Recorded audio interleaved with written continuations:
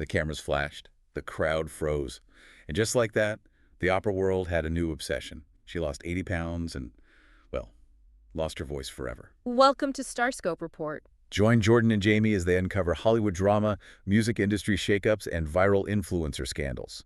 From red carpet surprises to social media controversies, we dive deep into the stories behind the fame. And for today's deep dive, we are digging into a stack of historical reviews, biographies, and some pretty wild online discussions to uncover the dark side of fame. Yeah, we're looking at the unbelievable mid-1950s transformation of Maria Callas. She went from being relentlessly mocked by the press for her size to this 80-pound lighter, Audrey Hepburn-esque Vogue cover star. Which was a massive deal back then. Oh, completely. Yeah. But the devastating hook here is that the very transformation that made her a global beauty icon might have triggered the loss of the greatest voice of the 20th century. Exactly. Our mission today is to separate the wild rumors from the actual tragic medical reality of her life. Because while Callas was an opera singer in the 50s, her story feels, incredibly modern. I was reading a Reddit comment from one of our sources that dubbed her the Britney Spears of opera, and it is just spot on. It really is. She was hounded by the media, completely controlled by the people around her, and her physical body just became public property. Right. But to understand how she got there, we have to go back to the beginning. She was born in New York in 1923, and she literally had to sing for her life to survive. Yeah, her early life was just incredibly traumatic. Her mother, Evangelia, was so toxic and openly disappointed that Maria wasn't a boy. I mean, she refused to even look at her own baby for the first 4 days of her life. 4 days, can you imagine? And that rejection just set the tone. Her mother openly preferred Maria's sister, who was considered the thin, beautiful one. Well, Callas actually described herself back then as the ugly duckling, fat and clumsy. Which is heartbreaking. But then, of course, the mother realizes Maria has this freakish, once-in-a-generation vocal talent. And immediately weaponizes it. By 1937, the parents' marriage falls apart, and the mother takes the girls back to Athens, Greece. Right on the eve of World War II. Exactly. And during the Axis occupation, things were desperate. Hundreds of thousands of people were starving in the streets. And this is where it gets so dark. Her mother allegedly tried to pimp out a teenage Maria to occupying Nazi and Italian soldiers just for food and money. Which is just, Callas never forgave her for that. But she did find another way to keep them alive. She used her voice. Right, she sang for those same occupying soldiers to earn a meager salary.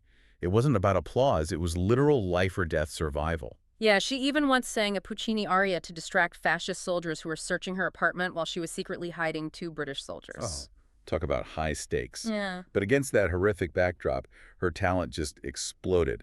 She studied at the Athens Conservatoire, and her work ethic was terrifying. 10 hours a day of practice. 10 hours. Yeah, she would arrive at 10 in the morning and stay until the absolute last student left. She studied under Elvira de Hidalgo, which is where she mastered the bel canto technique. Oh, we should probably explain bel canto, because it's super important for what happens later. Right, so bel canto means beautiful singing.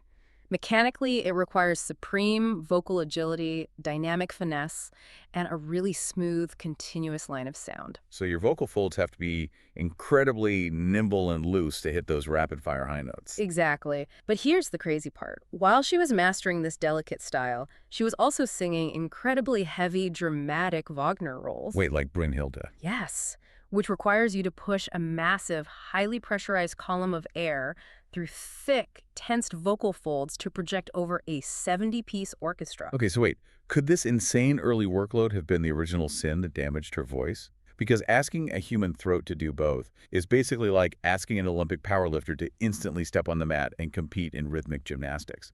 That is a perfect analogy. You are physically fraying the muscle fibers. In 1949, she was doing a huge Wagner role in Venice, and the lead in a delicate bel canto opera, I Puritani, fell ill. Oh no! Let me guess, she stepped in. She did. She learned this incredibly difficult role in just 6 days, performing it while still singing Wagner on her off nights. That is just asking for vocal exhaustion. Oh, it laid a very dangerous foundation. Her voice made her a legend, but the media was obsessing over her body, and that's when she took extreme measures that sparked the wildest rumor in music history. Right. So let's get into the 80-pound weight loss. Between 1953 and 1954, she drops all this weight, and the public is just in shock. Because the industry had constantly told her she was too large for romantic leading roles. Which is insane for opera. It's an acoustic art form. But she bows to the pressure, drops the weight, and suddenly she's on the cover of Vogue. The frenzy was unreal. At her 1958 Toronto debut at Maple Leaf Gardens, 5,000 people showed up. The police had to drive a path through the crowd just to get her inside. And they weren't just there for the singing anymore. They were obsessed with her gowns, her waistline, the whole glamour icon package. Yeah, but society couldn't just accept that a woman dieted. They needed a freak show explanation. Enter the tapeworm rumor. Exactly. The rumor was that she swallowed a Victorian-era pill containing a live tapeworm egg. So it hatches, grows inside you, and eats your food. That was the rumor. Ugh, that is so gross.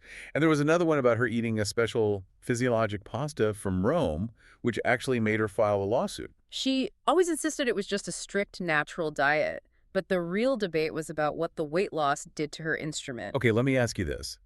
Did losing the weight destroy her voice?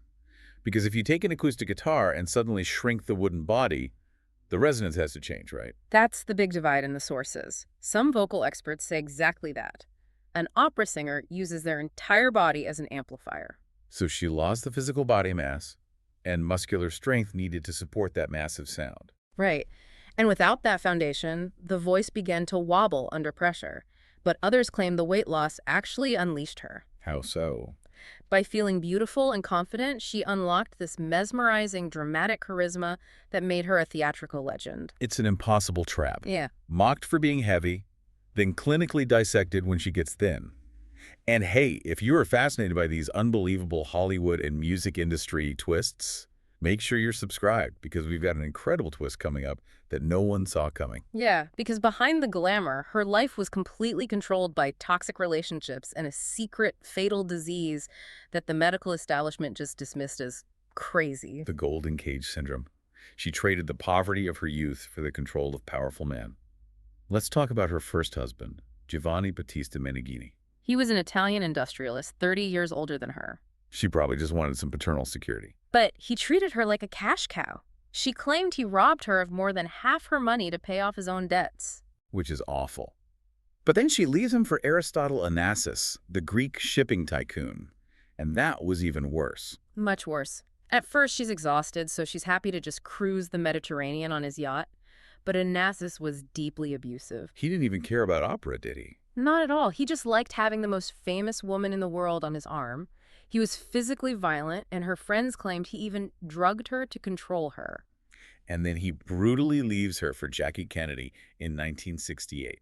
Just a completely humiliating public betrayal.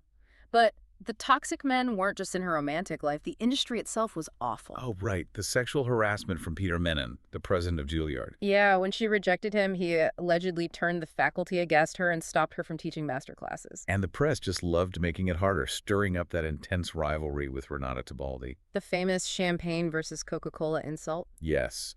Callas told Time magazine that comparing her to Tebaldi was like comparing champagne to Coca-Cola. So savage. It was a cutthroat environment, and right in the middle of all this heartbreak and harassment, her voice visibly starts to crack. And the public, of course, blames her. They blame the weight loss, the diva attitude, the heartbreak. But here's the shocking twist. The real reason her voice failed. She was suffering from dermatomyositis. A devastating autoimmune disease. When I read about what this disease actually does, it completely blew my mind. It causes muscle and tissue failure. Exactly. It specifically targets the striated muscles, which includes the larynx, the voice box. So the physical apparatus required to hold a pitch was literally deteriorating. Yes, the vocal wobble wasn't a lack of discipline, it was neuromuscular failure. And this just makes me so frustrated. The historical sexism here is enraging. She goes to doctors complaining that her body is failing, and they dismiss it as hysteria. They literally called her crazy. It's classic medical gaslighting. Yeah. A woman has real physical symptoms, and they just say she's being an emotional diva. And because it went untreated, it just got worse. When she finally got treated, the corticosteroids damaged her heart. Plus, she was taking pentobarbital to cope with the stress and sleep, a habit that started with her husband feeding her liquid vitamins to keep her working. It's a perfect storm. The disease, the treatments, the trauma, all leading to her tragic death from a heart attack at just 53 in her Paris apartment. She lost everything. Her health, her voice, her great loves. But wait until you hear exactly how she confronted the audiences who turned their backs on her. In the 1970s, she attempted a final world tour. Which was really a farewell tour, not a comeback. Right. When she sang in Toronto in 1974, her voice was just a shadow of what it once was. One reviewer said it left them with a deep, deep sadness. But even then, her dramatic truth shone through. You couldn't take your eyes off her. She was competing with her own legend at that point, La Divina. And that brings me to this chilling image from 1961 that I want to leave you with today. At La Scala in Milan. Yes, she's performing, her voice is wavering, and the audience, the same people who used to worship her, start heckling and hissing. And she didn't shrink away. No. She broke character, walked right to the front of the stage, raised her fist, and sang directly at them.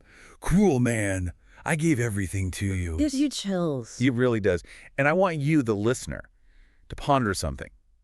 Did the public's insatiable demand for perfection, demanding her body fit a mold and her voice stay flawless, consume La Divina until there was nothing left? We shrank the acoustic guitar, demanded it play louder, and got angry when it finally snapped. Exactly. You've been listening to Starscope Report, where Jordan and Jamie uncover the stories shaping Hollywood, music, and pop culture. Thanks for tuning in, and don't forget to subscribe for more stories that keep the stars shining. Remember, keep questioning the headlines. We'll catch you next time.